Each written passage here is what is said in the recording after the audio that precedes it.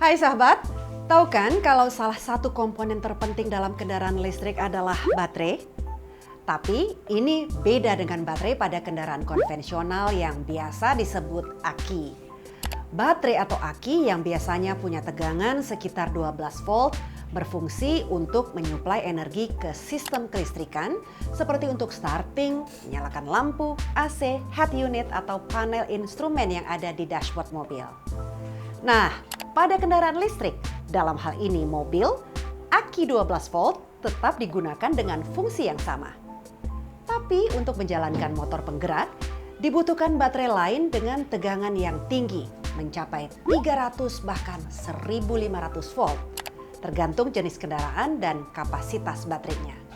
Nah, kita akan ngomongin tentang berbagai jenis baterai pada kendaraan listrik yang ternyata ada yang bahannya seperti baterai di handphone atau di laptop kita. Yang pertama adalah baterai lithium ion. Buat kamu yang biasa ngoprek-ngoprek gadget, ini biasanya suka lihat di baterainya ada tulisan Li-ion. Nah, itu artinya baterai itu pakai bahan lithium ion. Jenis baterai ini termasuk yang paling banyak digunakan di kendaraan listrik karena punya kemampuan untuk mengisi daya yang cepat, tahan lama, efisiensi energi tinggi, dan performanya bagus pada suhu tinggi. Baterai lithium ion ini juga punya tingkat self-discharge yang rendah. Self-discharge adalah kondisi baterai yang tetap mengalirkan listrik meskipun sedang tidak melakukan aktivitas apapun. Jadi kalau self-discharge rendah, baterainya lebih hemat energi. Jenis baterai kendaraan listrik lainnya adalah nickel metal hydride atau yang biasa ditulis NiMH.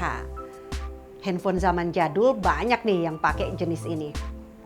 Pada kendaraan listrik, baterai jenis ini lebih banyak dipakai pada kendaraan listrik jenis hybrid yang pengisian dayanya bukan dari eksternal tapi dari kecepatan mesin, roda, dan pengereman regeneratif.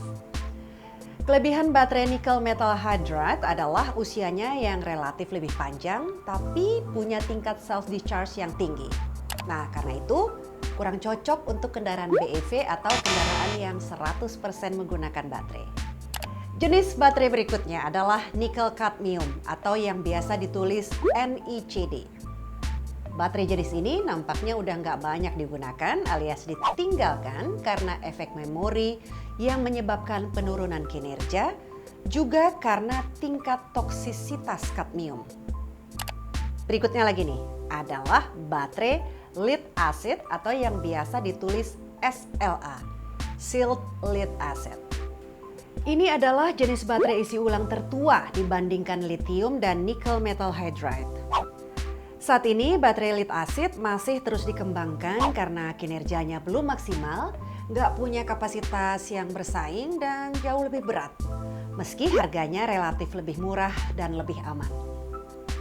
Yang terakhir adalah baterai solid state. Baterai jenis ini menghilangkan elektrolit cair dan menggantinya dengan elektrolit padat berbentuk keramik atau bentuk padat lain sehingga lebih kompak. Baterai jenis ini sebetulnya udah cukup lama digunakan pada perangkat kecil seperti alat pacu jantung. Tapi masih tergolong baru pada kendaraan listrik.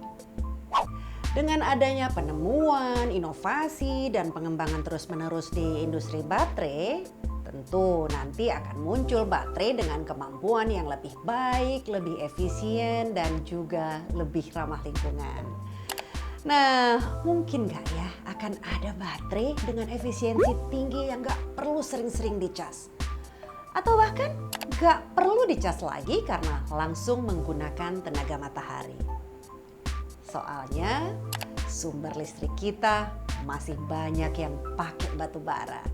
Dan itu adalah salah satu penyebab polusi udara.